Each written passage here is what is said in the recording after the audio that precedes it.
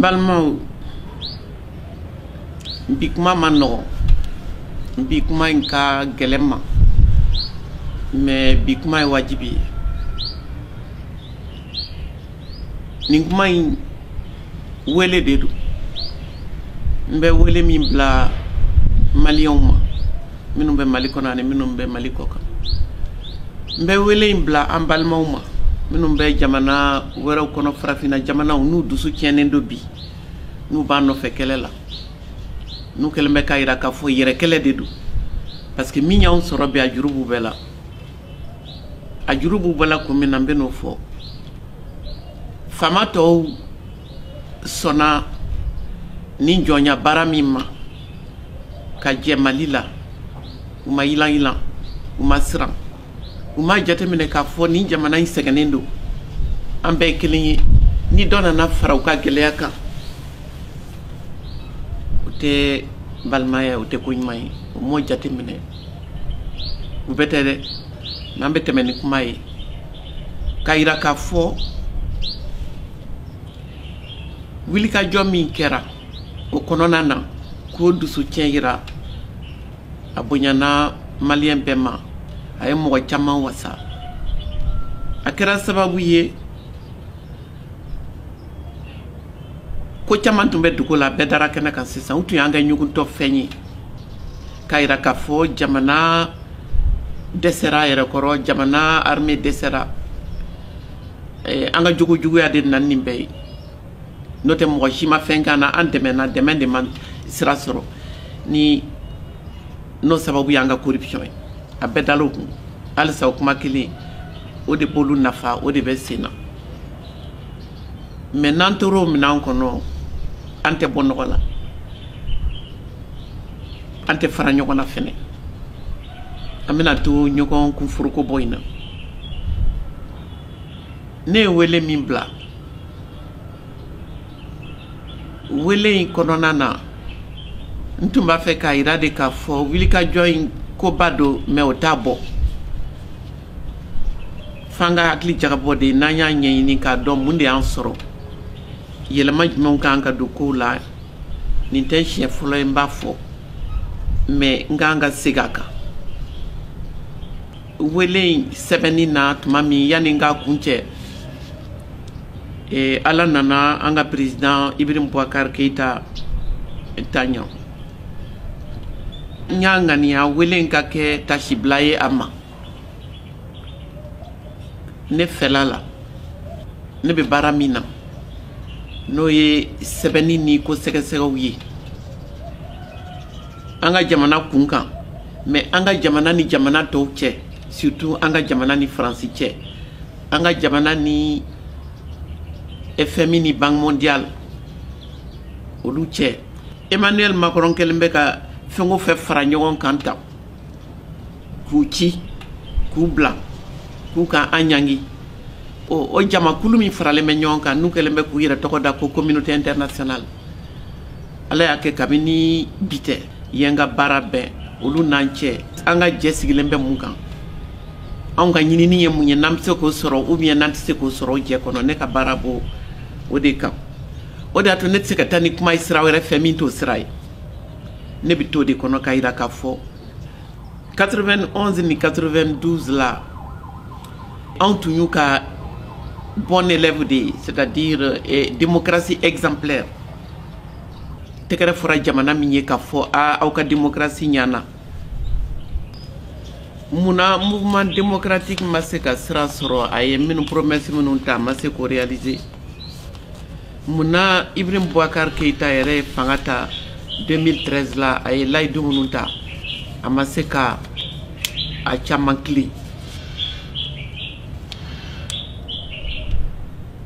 ode sujet rey ne felala minye mouvement démocratique bali utunga nyini ni minyu bali kuka objectif ou atteint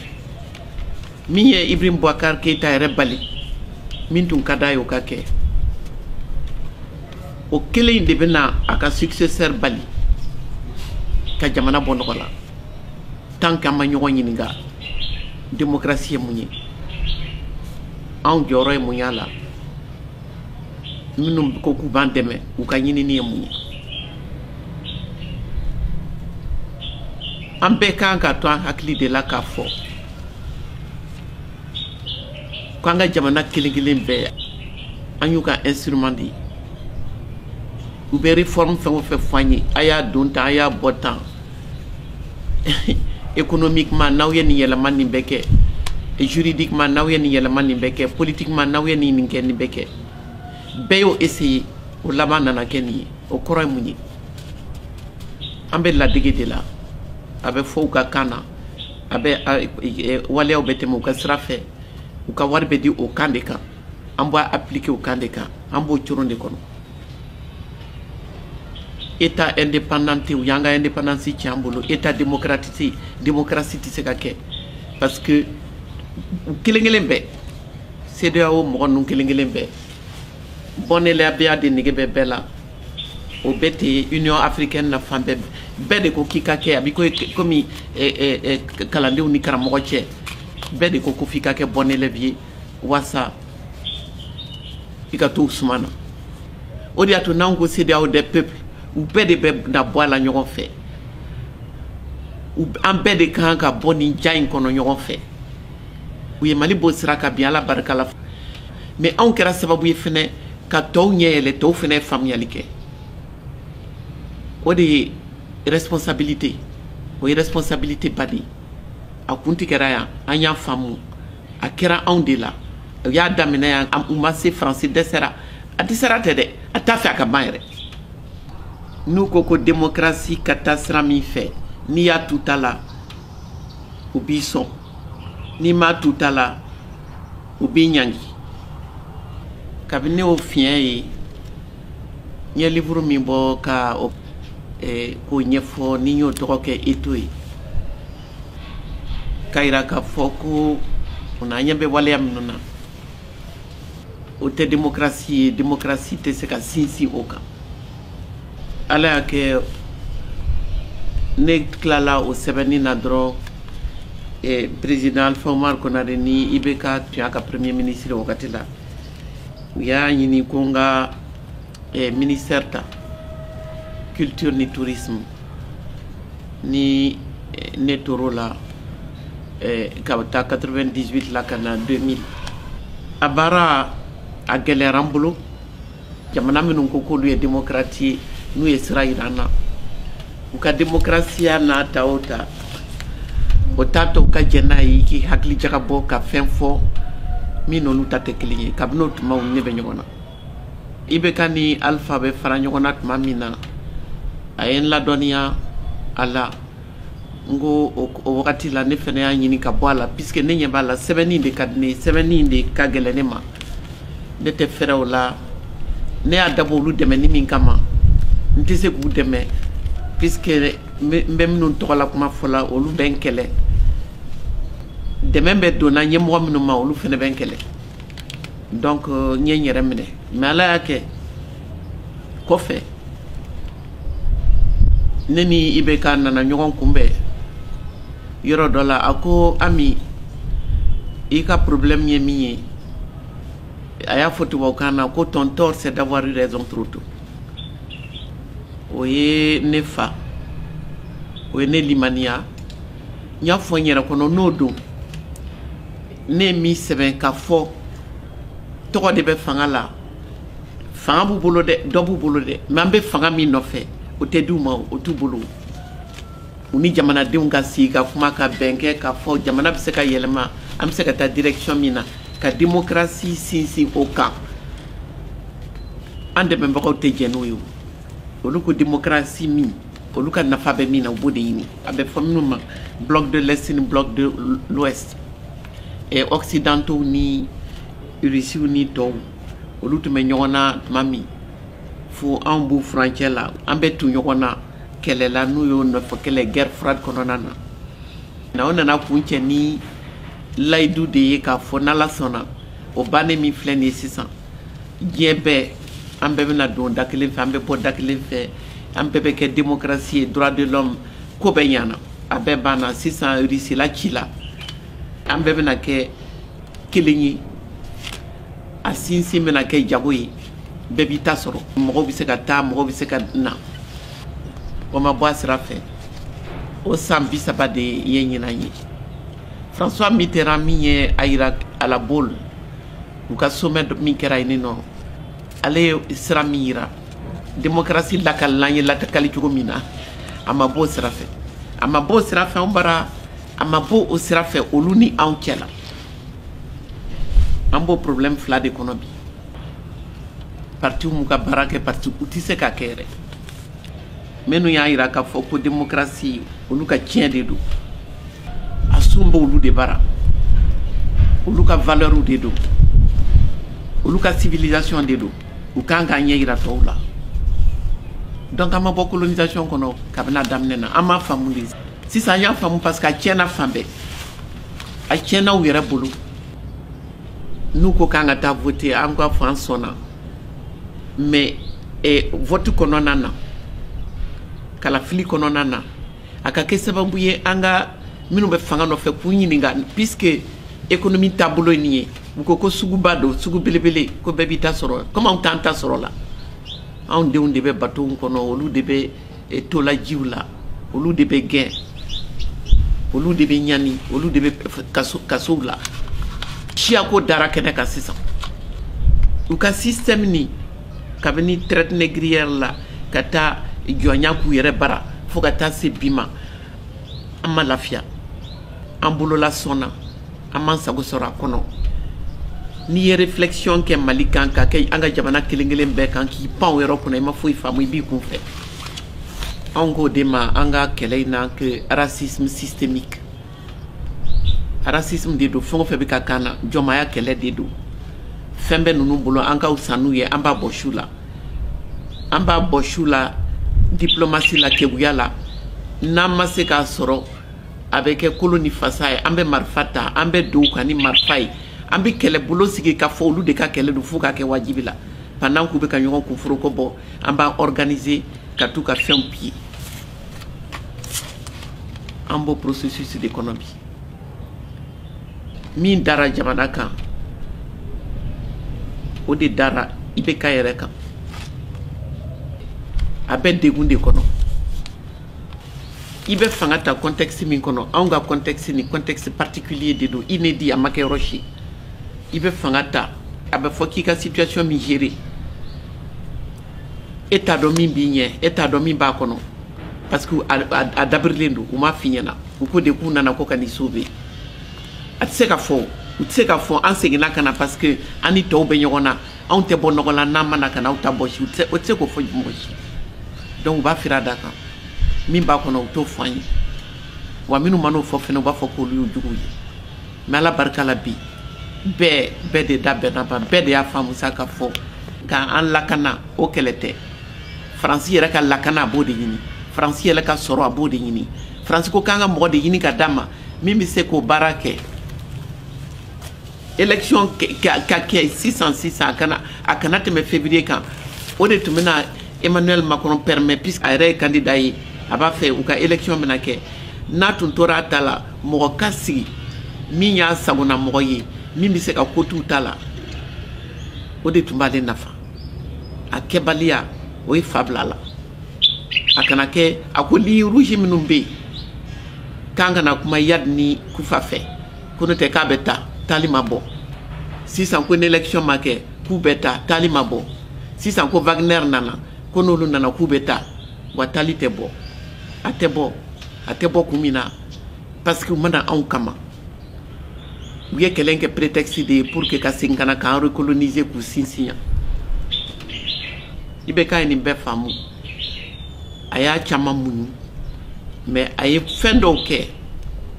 IBK ye kɛra komi a ye sɛ n'a bɔ tobi ka sigi u kɔrɔ à partir du moment où a ko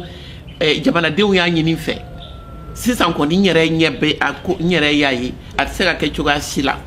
fo an ni Yadi ni Kufa ka kuma ko bɛɛ tiɲɛna o yɔrɔ de la o fɔdon ye bi ye an taɲana mɔgɔw tɛ segin o yɔrɔ min kan ka fɔ a ka mangoya u ye fɛn caman fɔ corruption ni tiɲɛni ni baaramakɛ kunba bɛɛ la a kunba ye min ye c'est ka fɔra mɔgɔw ye de ka fɔ diɲɛ kɛra sanni feere bɛɛ k'i ta ɲini hali ni ye mɔgɔ min bila min na n'a t'a ta sɔrɔ a t'a kɛ o tɛ bɛ ka ko ye n'o o ma ɲɛfɔ k'a yira k'a fɔ a liyelen don système capitaliste ni nature yɛrɛ de la a gulonnen don de la tant qu'il b'o de kɔnɔ i b'u ka mara kɔnɔ tant qu'il b'o de kɔnɔ fɛn o fɛn bɛna fanga la u bɛna de k'a fɔ k'u b'u ta ɲini u tɛ Mali ta ɲini u t'a ɲini Mali u b'u ta de ɲini o bɛɛ de kan ka ɲɛɲini ni transition kan ka kɛ crise ye an ko crise ye multidimensionnelle ye transition fɛnɛ kan ka kɛ multidimensionnelle de ye jamana dilanli dɔrɔn tɛ dɛ maliyɛn yɛrɛ de kan ka dilan a ka faamuyali kɛ k'a dɔn k'a fɔ n'ale ma yɛlɛma hali n'i ye fanga ta k'a di jinɛ ma a bɛ taa kɛnɛ kan u b'a bɔ sa la u ye jamanaw instrumentaliser u ye o CEDEAO instrumentaliser peuple yɛrɛ instrumentalisera puisque u bɛ tɔɲɔ min bɛ da peuple kan o tɔɲɔ de b'i pousser ka bɔ ka taa kɛlɛ kɛ k'a fɔ k'i bɛ démocratie nɔfɛ u dun y'a dɔn u bɛ min d'i ma démocratie tɛ démocratie ladege de don mais an bɛ ka min yɛrɛ ladege o yɛrɛ tiɲɛna u yɛrɛ fɛ yen n y'a fɔ ka ban o de la ne ko bi an ka kow lajɛ ji ɲɛma jɔlen de la fɛn o fɛn b'a fɔ k'i bɛ nin kɛlɛ kɛ u si tɛ nalen sécurité ni paix mɔgɔninfinw ka sécurité base la u bɛ na entreprise ka sécurisation an'u ka intérêt sécuriseli kuma bolo de kan n bɛ min ɲini aw fɛ aw ka dɔn k'a fɔ cause bɛ c'est-à-dire a sun ani conséquences a bɛ na ni minnu ye n bɛ min fɔ aw ye n'o y'u ka modèle économique ye n'u b'a fɔ o ma ko mondialisation n'anw b'o kɛlɛ la ko mondialisation néolibérale n'o o ko bɛɛ ye wari de ye hali n'i ye nɛgɛ ta i ɲin na olu u ko wari de hali n'u bɛ tagama bɛɛ su kan yan ni nɔ walasa olu yɛrɛ ka entreprise ka marché u ka lafiya mais hali yen ni nɔ n'an ma se ka fɛn faamu an yɛrɛ ka situation na n'an y'olu ka situation lajɛ an b'an ta faamu o de y'a to transition ye ni transition si man kan une transition de rupture parce que an y'a faamu tɔw b'an lajɛ tɔw ka juru b'an na dɛ minnu b'an dɛmɛ na n'u b'an an balima minnu bɛ k'an dɛmɛ n'an dɛmɛbagaw u bɛ k'an lamɛnna de anw bɛ ka mun f'u ye an bɛ se ka min f'u ye Maliko la n'an taara ka taa bɛɛ mɔmɔ ka di ɲɔgɔn ma k'a fɔ ko cɛ kelen k'o de ye jamana bali ka taa ɲɛ k'o de ye kɛlɛ bali ka ban ko tiɲɛni de kɛra corruption kɛra o bɛɛ kɛra o si ma ɲa o bɛɛ bɛ condamné an kan k'o condamné mais an bɛ se k'o bali cogo di an tɛ se k'o bali tant qu'an b'olu ka système in kɔnɔ u bɛ mɔgɔ de ɲini Macron y'a fɔ a ka so a yɛrɛ ka mɔgɔw ye ko ani minnu bɛ ɲɔgɔn na ko minnu ma sɔn boloci ma ko il va les emmerder jusqu'au bout a b'o de la yan a b'a fɛ ka Assimi Goïta an ka président ko emmerder jusqu'au bout mais o y'a sɔrɔ a n'a ka Jean-Yves Le Drian a n'a ka Florence Parly olu de ye IBK emmerder jusqu'au bout k'a ni tɔɔrɔ minɛ bolo ma sɔrɔ fanga la an ka démocratie sinsin ye min ye élection dɔrɔn bɛɛ ko élection de mɔgɔ si t'a ɲini ka taa ni kuma ye nin sira fɛ k'a dɔn k'a fɔ est ce que n'ale bɔra yen ni mɔgɔ wɛrɛ nana o bɛ se a dɛsɛra min na o bɛ se k'o dilan wa o tɛ se o an bɛ se u bɛ ka ɲɔgɔn ɲininka bi ko est ce que situation min créelen filɛ nin ye a bɛna kuncɛ cogo min puisque wari bɛna gɛlɛya fɛn bɛɛ bɛna gɛlɛya yɛlɛma tuma de sera transition b'a fɛ ko a caman ɲɛɲini n ye wele in titre kɛ de grâce abandonnée nous puisque ko n'u y'a taara ko n'olu tuma na ko Mali yɛrɛ tun tɛ exister bilen ko n'u taara o y'an ta tiɲɛnen ye mais ko mun yɛrɛ ta ma ɲɛnabɔ ne k'o de la sa n ko vraiment ala ni tiɲɛ na u ka taa quoi u ka taa n'u ka marifaw n'u ka militaires ye u ka taa n'u ka franc CFA ye u ka taa n'u ka nkalon ye u ka taa n'u ka jɔnmaya ye u ka taa n'u ka racisme ye u k'an to an dama na u k'u to an yɛrɛ k'an débrouiller k'an hakili jagabɔ n'an bɛ se ka min k'an yɛrɛ ye an ka se k'o kɛ o hakilina fɛ ka fɔ aw ye k'a ɲini aw fɛ halisa ka dɔ fara an ka dɔnniyaw kan min b'an permet an kana ɲɔgɔn labila u ye n bɛna kuma kuncɛ n'o ye k'a yira k'a fɔ n ka foli bɛ IBK ye ne ko ni yafara ma bɛ dugawu